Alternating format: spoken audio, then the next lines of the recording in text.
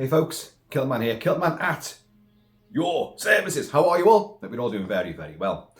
Now, regular viewers will know that when a celebrity, an actor that I admire passes away, I tend to do a tribute, an obituary, and sing their praises and pay my respects to them.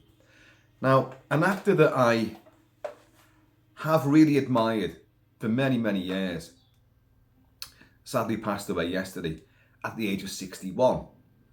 It's Tom Sizemore, a great actor, a very troubled person. And when I heard the news, I thought, I've got to do an obituary. I've got to, because I love him in movies. I love him. And then I thought, hang on a minute. He's a very controversial figure, arrested multiple times and served time for substance abuse and, of course, domestic abuse, including physical assault on various partners, including the Hollywood Madame Heidi Fleiss, and other allegations too, which we'll go into in a wee while. And I thought, I can't really do it. I can't justify it. And I thought, but I do love many of his performances, many of his roles. So it put me in a bit of a quandary, and I thought, do I do it or don't I do it?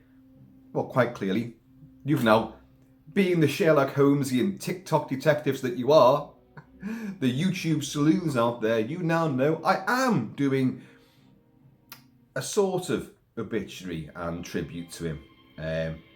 No, I am. In many, many movies, he's been the standout for me, and well, let's go through a few, shall we? Black Hawk Down, Ridley Scott's fabulous recreation of the Battle of Mogadishu, 1993. I've discussed it many times. Along with Zulu Dawn, I think it's one of the greatest depictions of a real-life battle. Authentic, accurate, and genuinely visceral. It puts you in that environment. Not many movies do that. And Tom Sizemore is in 2 movies that do it, because the other one is Saving Private Ryan. And he's great in that. Great. Alongside Tom Hanks. Dependable, loyal, and courageous to a fault.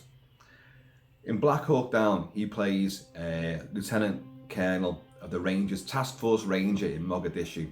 He plays Danny McKnight. And he got some flack from people saying, well, when they're all hiding behind cover and enemy fire's coming in, he's just walking around. The real life Danny McKnight did walk around, didn't take shelter, didn't take cover at all, not once. As bullets were coming his way, miraculously he survived all that, but he managed to bring his troops back in the blood-soaked convoy, the Humvee convoy, which was just, they were bullet magnets. A lot of them were killed and a lot were horribly injured, but he came out unscathed. But he is fantastic in it. And, you know, Tom Sizemore owned the role. In fact, for me, he's one of the most dependable elements in a film, which is full of fantastic performances. And I'm anchored by his performance as Danny McKnight. But so many other movies, even the relatively small role in Catherine Bigelow's Point Break. Point Break! He's there, an undercover FBI agent. And Johnny Utah goes in there with, Gary Busey. This guy, they think he's one of the safe Nazi gang, but he's not. He's actually undercover and he's been working this gang for ages. Do you think I like my hair like this? You know, like, oh, you like that? Do your papas? Well, fuck you. You know, to Gary Busey. He's outstanding. Natural Born Killers for Oliver Stone. Only supporting role, small role, brilliant. Lock Up with Stallone. He's fantastic. He is the bitch boy of the prison that blows Stallone's character up completely and gets him set up. But at the end, he comes good. You can trust me. You can trust me, Frank. You can trust me. And he's outstanding. Everyone thinks of Heat for Michael Mann. Yeah, he is brilliant. Brilliant in that. So many other movies. For Catherine Bigelow again, you had Strange Days. It's outstanding. Many movies, Passion to 57. Let's run down a few more. Harley Davidson and the Marlboro Man, opposite another renowned Hollywood hellraiser, Mickey Rourke. The film's okay. It's okay. It's got its moments, but he's great in it. What else have we got? Company of Heroes, again, a military man, fantastic stuff. True Romance for Tony Scott. Wyatt Earp as Bat Masterson. The big Kevin Costner epic. Between you and me, I prefer Tombstone, of course, because King Kurt Russell is in there as well. But Wyatt Earp is a handsomely mounted, superb production. Wonderful movie. It's elegiac, it's just too sodding long. But he's great in it again. Did a lot of stuff on TV as well. I'm coming to my favourite. You're hearing the music to it now, but I'll come on to that in a minute. The bizarre thing is that as troubled as he was, massively troubled, an addict, what is it, menthol amphetamines, I don't know drugs, I haven't got a clue about drugs. And I can't even say if he was a hard drinker. I'm presuming he was, but everything I ever heard, it was substance abuse. Not the likes of this. Now, he says, taking a hefty swig of his freshly purchased whiskey.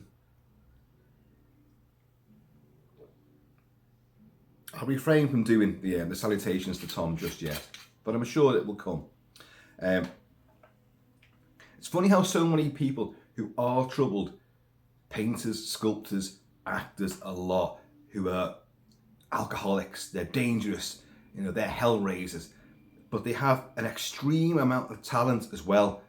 It's almost like, well, look, if you take all the bad stuff away, you wouldn't have the good stuff either. So it's the yin and yang, and you've got these magisterial performances, these powerhouse portrayals, and maybe sculptures and paintings and books, but their troubled nature is what brings forth that talent. But it makes it difficult to pay real respect. Sadly, Tom Sizemore does fit into the category that also includes the likes of Bryan Singer, Kevin Spacey, Ezra Miller. I can recognise the talent in various people, but Ezra Miller popped up there, but I'm not a fan. I never was, even without all his lunacy. His, them, it, whatever, non-binary, I don't know. I don't understand. Don't care either. Don't like you, mate. Don't like you. And now, you've got Alec Baldwin in there as well. Just, actors, please, and filmmakers, please, just do what you do best. But as I've just said, sometimes only their best will come forth when they've got a troubled side. I didn't put Harvey Dent there, just for an abstract, surreal reason. No, the duality. Now, you see, I think about these things beforehand. The duality of human nature. The yin and yang again. Would Thomas Sizemore be the powerhouse performer that he is on screen if he didn't have his demons? Who knows? There'll be a school of thought saying, well, if he didn't have his demons, if he behaved himself, he'd be even better. He'd have won many, many more awards. He'd be an Academy Award winner. You don't know that? You really don't know that? Maybe he'd just be working in an office somewhere. He'd be a financial advisor, No. Sometimes you need these wild children, let's call them that. That conjures up thoughts of feral kids now, doesn't it? But you need these people who are off the wall, off the rails. However, the sting in the tail with that is he was arrested and convicted and served time for domestic abuse, for violent abuse, assault and battery of women. So there's no way on earth I can condone that. There's no way on earth I can condone that. But the American celebrity machine, being as unorthodox, as wild, as hypocritical as it is, it's funny how the two, he and Heidi Fleiss, after years of serving time for assault on her, and then a restraining order, when that expired, the two of them appeared on a reality TV show together. He was in a film with Bruce Willis called Striking Distance. Not a good film. With Sarah Jessica Parker as well. And the tagline for that was, they shouldn't have put him on the water if they didn't want him to make waves, about the Bruce Willis character. But that applies to that TV show as well. You shouldn't have put them together if you didn't expect things to go. Now, it's the serious part now, as if it wasn't serious enough. He was making a film many, many years ago. A film called Born Killers. Now, not Natural Born Killers for Oliver Stone. This is another film called Born Killers. And he had to be removed from the set because of allegations that he molested an 11-year-old girl during a stills photography session for the movie. And he was removed from the set for a while. Then they came back, I think, for reshoots. I think the film was finished. I've never seen the film, by the way. Never seen it. But the allegations came out. And if I've got this right, and I'm not an expert on this, trust me, I don't know. I was shocked when I heard the news initially, and I was like, oh, that's Tom Sizemore. Oh my God, I'm not. Because it's come, the thing is, it happened a while ago, and then it came back to haunt him again, and then again, and again. Nothing actually happened. They went back for reshoots, the film came out. Then the girl in question, he was 11 at the time, many years, because her parents refused to pursue the case, so they didn't press charges, so the whole thing got thrown out. But years later, the girl, once she grew up, pursued this with a vengeance, wanted him taken down. And you can read a lot into that if you want to. I'm just stating what happened. And he was going to sue her parents as well, because obviously in her mind she's thinking, well, hang on, they let him off, they must have got some kind of payout there. Well, I still am aggrieved on the face of things, and tries to take him to court again. Now, the judge, and this is only about 2020, something like that, said there's no evidence, and threw it out. So that's it. And Thomas Sizemore forever, he stated, I'm innocent of this. I feel sorry for the girl. I've got every sympathy for it, but I did not do what I'm accused of. I would never do that. And I must admit, I find it very hard to believe that he would do something like that. A man like him, with his demons, with all his emotional and substance abusive baggage, I just can't. I still can't see it. Yeah, in a relationship, maybe he goes off the rails. And by the way, I'm not defending any of this. Don't go thinking that. I am not defending any of this at all. Which is why I've hit this sort of rock and a hard place. An unstoppable force meets an immovable object. But I like the guy. So all this morning when I heard the news, I was kind of like, oh, what do I do? Do I talk about this? Do I not talk about it? But I love his movies and I love his portrayals so much. I'm playing the score, the fabulous score to one of my favourite modern directors. Well, is he still working now? What's he done lately? Not much. Peter Hyams. Peter Hyams, who did Outland, who did Busting, one of the greatest cop detective movies ever, with the most fantastic chase sequences ever put on screen. I've talked about it a lot, and its music. I love that movie. It proved to be an inspiration for Starsky and Hutch as well, believe it or not. Starsky and Hutch. And Capricorn 1, and End of Days with Arnie, Sudden Death with Jean-Claude Van Damme, many other movies. But he also did The Relic from 1997, the year before he did Saving Private Ryan for Spielberg. This is Tom Sizemore. And this was the first time, and I think only time, he was given the lead role in a movie. He's played fantastic support to some great other actors. De Niro loves him from Heat. De Niro absolutely sung his praises. De Niro, because you had Thomas Sizemore going for these reality rehab shows, Reality Rehab or whatever it's called, and he had one, then he went off the rails again, and had to go through the whole process again. Well, for one of these entire seasons, these shows, De Niro paid for it all. He got it made because he loved Tom Sizemore enough to do that. And you'll find that many actors and many people who work with Michael Mann, Catherine Bigelow, really sing his praises. What's his name? David Lynch for Twin Peaks, because he's been in the latest incarnation of Twin Peaks as well. He did that. These people all sing his praises. Jason Momoa, loads of other people have sung his praises. But again, I keep saying this phrase, yin and yang. You're going to have the ones who are on his side, you've got the ones who are against him. And the cast and crew of that movie, of the alleged molestation of the 11-year-old girl, they're against him, quite clearly, because I've seen a lot of stuff that they've said, and yeah, they're quite damning. People were there actually on set at the time. Doesn't put him in a good light, I'll be honest, but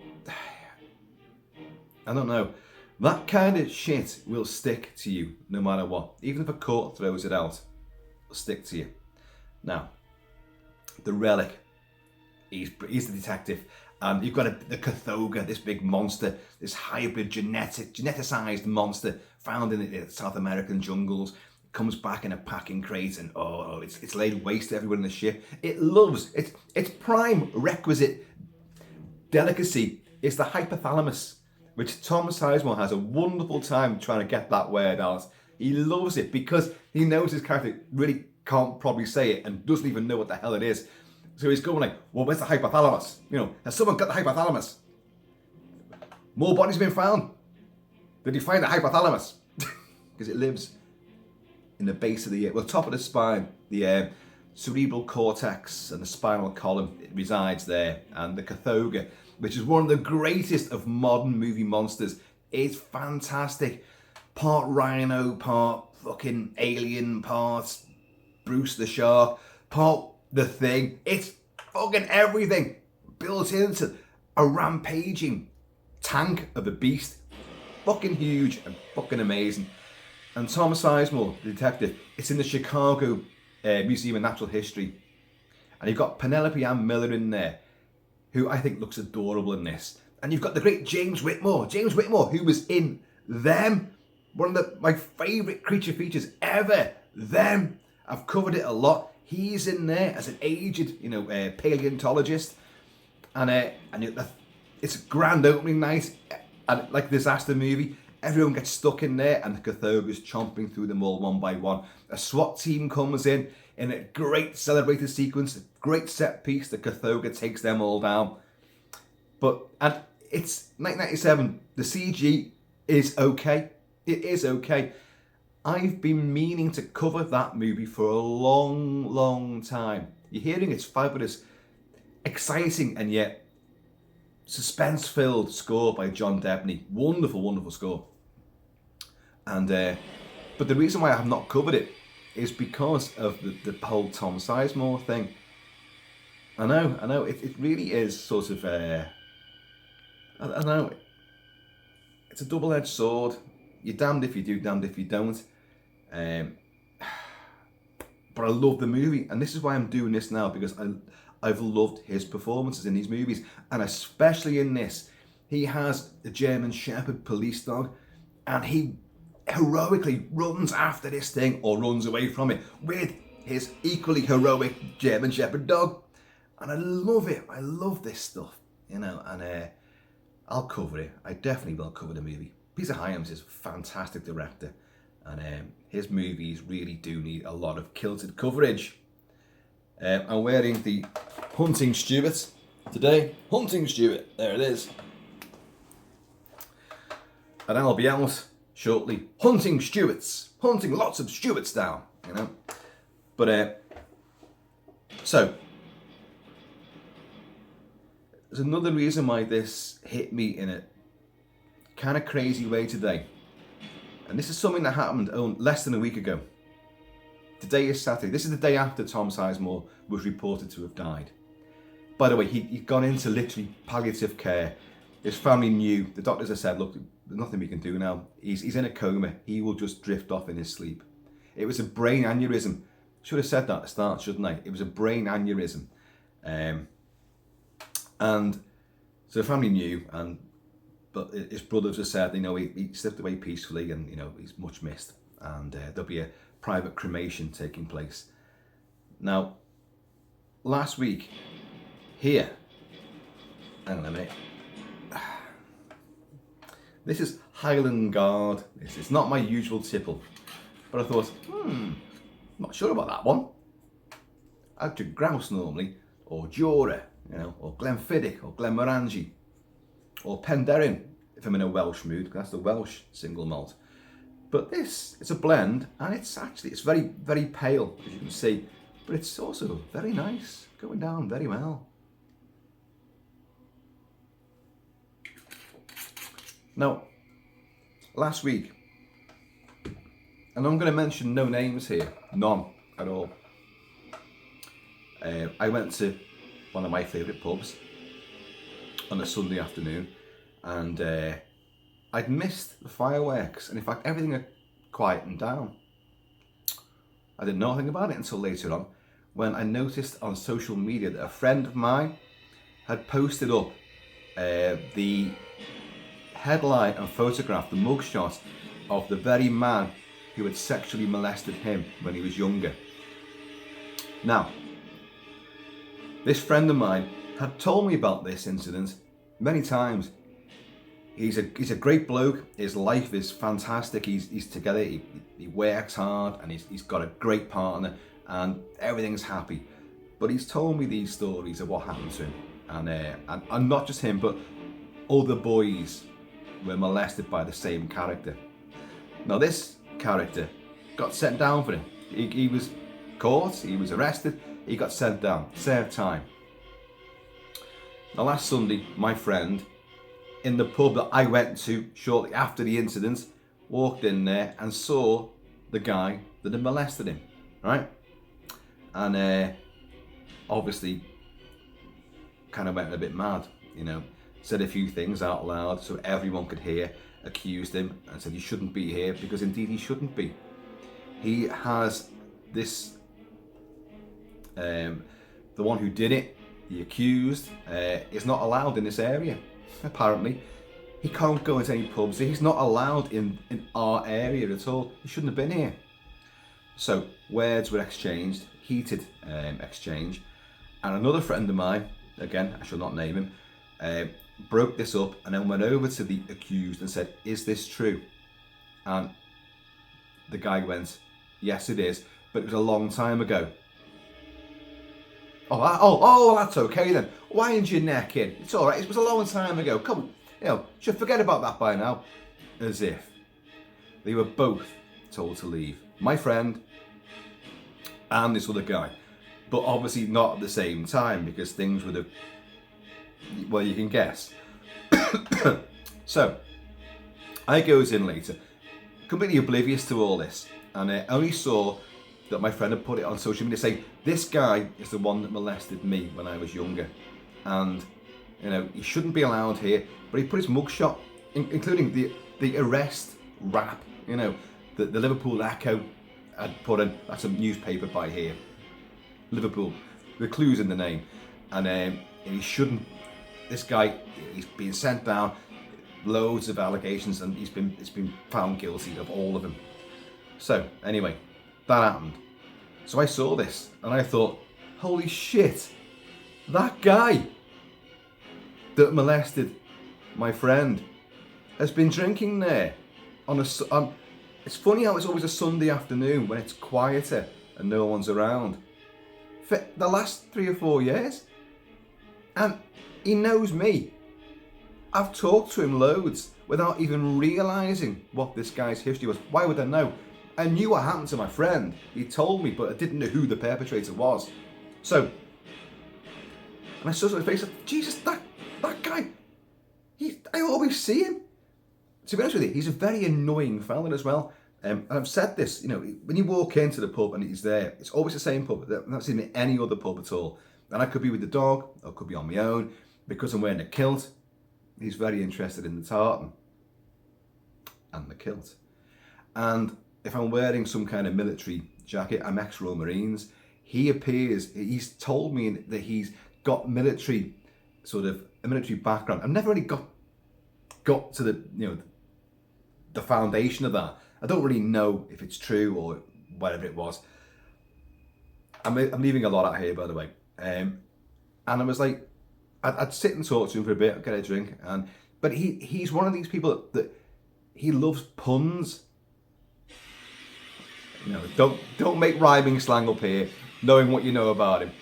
He loves puns. So everything he says, it sounds like he's starting a conversation, but it ends in a quip, a one-liner, and you all go, oh, and you roll your eyes, and it becomes really annoying, really grating. But that's the guy. So I spoke to my friend, and I went, oh my God, mate, he's there all the time. And he said, I'll never set foot in that pub ever again while he's drinking there. This shouldn't happen. Of course, as you well know, his posts on social media got removed. They got removed. Even though he wasn't making any allegations, he was just, I suppose they are allegations, but it's fact. There's the Echo headline and a mugshot of this guy and what he was arrested for and sent down for. Bingo. There's no mistaking that. They said, this is the guy that abused me. He shouldn't be around here. He's not allowed around here. Because obviously he's been told, oh, don't worry, your victimizer will not be around. He can't come into that area at all. But he clearly fucking has. Now, what's that got to do with Tom Sizemore? Well, the allegation against Tom Sizemore and the fact that shit sticks. Well, that guy was told to leave the pub. I know he will not go back there because I've spoken to the staff who own the place, and he said, oh, he will not be allowed in here again. So they all know what his face looks like. They all know, and they've all seen the picture. Even though it got took down, my friend's been in and showed them again, and so it's known. He will not be around. He can't drink around here. He can't show his face around here. However, there are other areas that he will go to. Now, this is the point I'm getting to.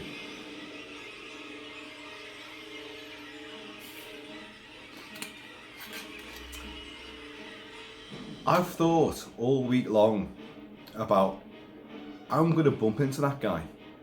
I'm going to bump into him. And what am I going to do? Because he's either going to think, oh, there's my friend in the kilt. And he'll come out with some kind of quip. And he'll come over to me at the bar, or he'll beckon to me and all that as I walk into another. There's plenty of other pubs. I don't just go to the same pub all the time. Some people think I do, but there's about 15 pubs around here which I frequent fairly often. But a lot of them are further down, different area. Now I can't go around here. The other knows me, but he might go down there. So I walk in and he's there. What do you do? What do you do? And I've thought about this. I am a very proactive and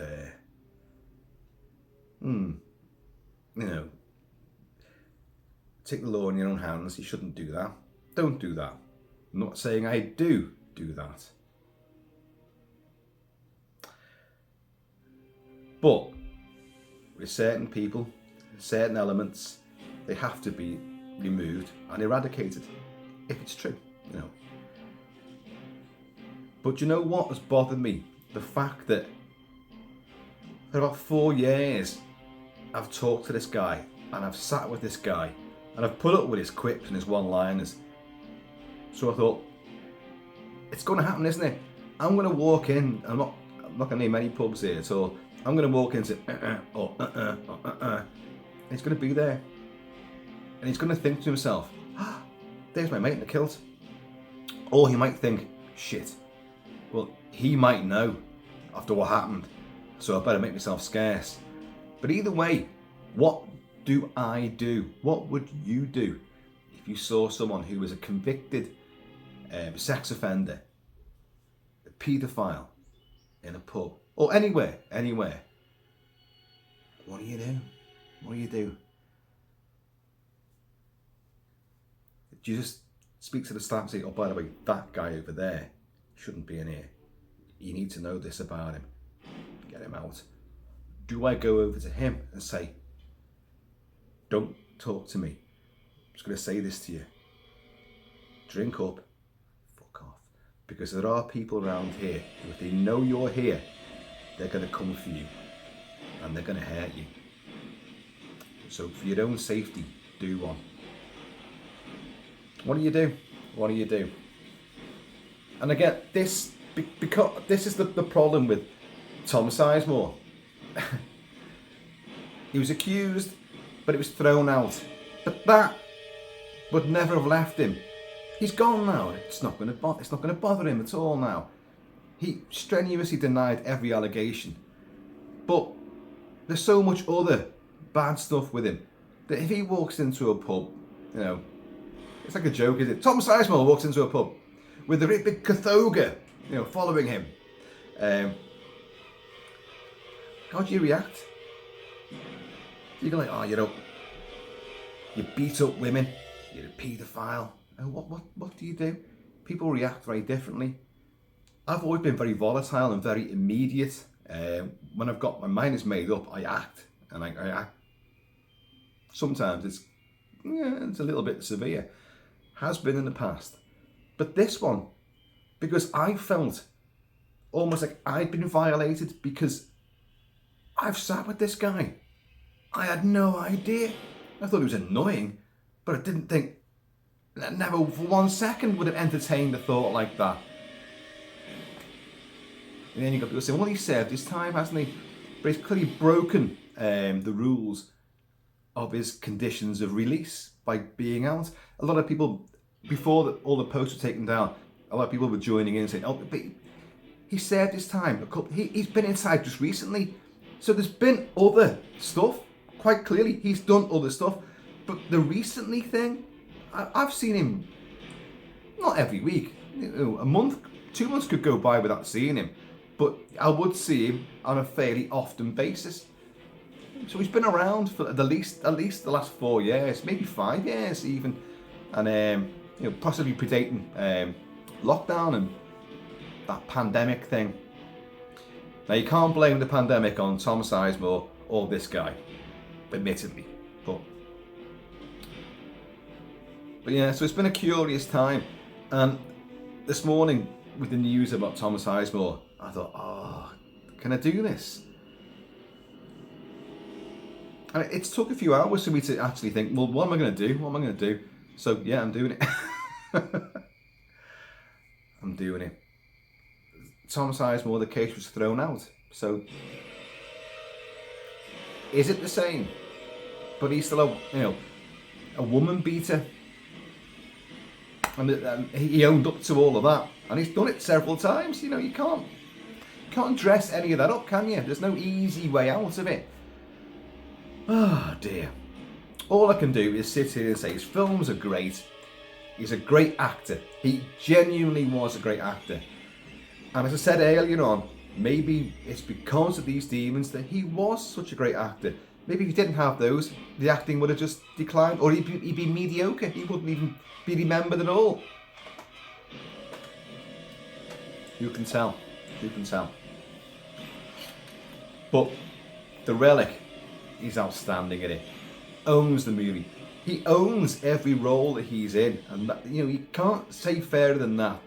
That's what an actor should do. No matter who it is. He's a tough guy. He's an anti-hero. He's a gangster. He can be the bad boy. He's never going to be. He never played an angel in anything, I don't think, Tom Sizemore. But everything he did do, he gave everything into it. Now, other actors have said like he was such a generous actor. He would sit and go through their lines with them. He'd help them. And he was 150% committed to the role. Yeah, I can see that. He's a massively vivid, visceral, adrenalized actor. His performances are powerful, sometimes dark, sometimes manic. On the edge. He's wired. Look at him in Lock Up. It's Lock Up also stars the great Sonny Landham, another problematic actor. A huge, intimidating physical calamity waiting to storm upon someone that he doesn't like, and yet we love him. Not the world's greatest of actors, but a towering presence nonetheless. Predator, Southern Comfort, 48 Hours, and a lot of porn beforehand.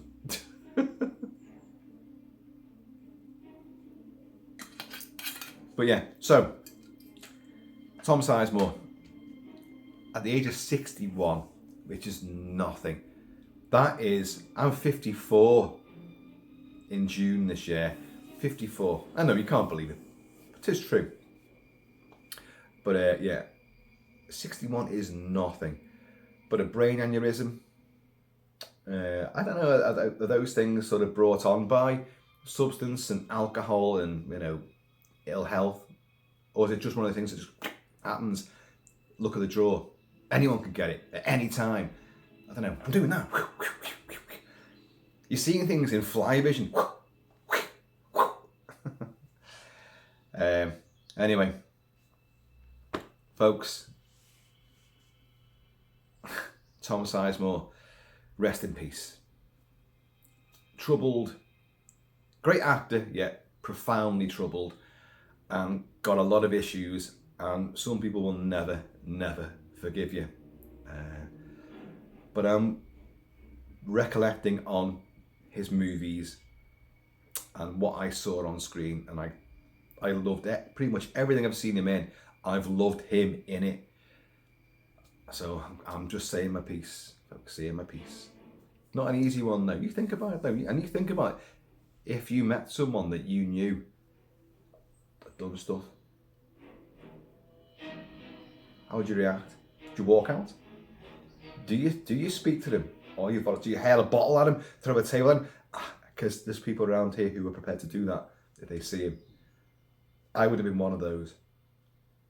But I think because I knew him, or thought I knew him, that what do you do?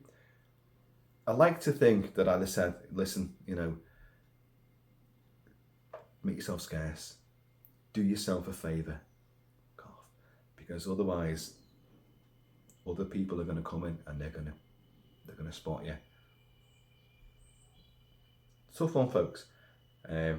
This has not been the tribute that you would normally have got. I apologise, but I think you'll find it interesting at the same time, and it'll be interesting to see what the comments are as well.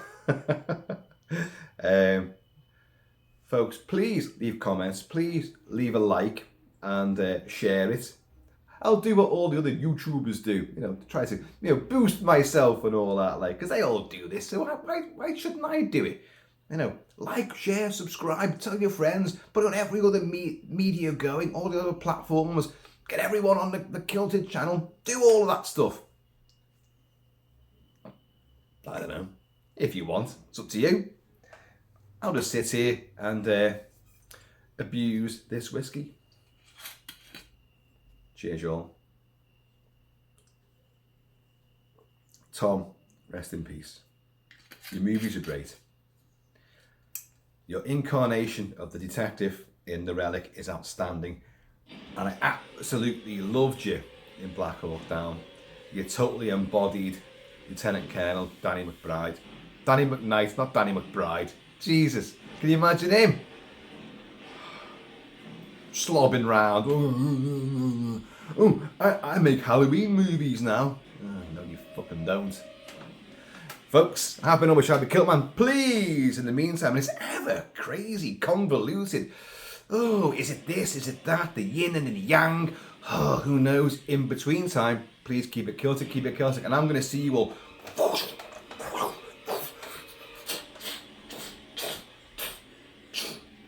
Ugh.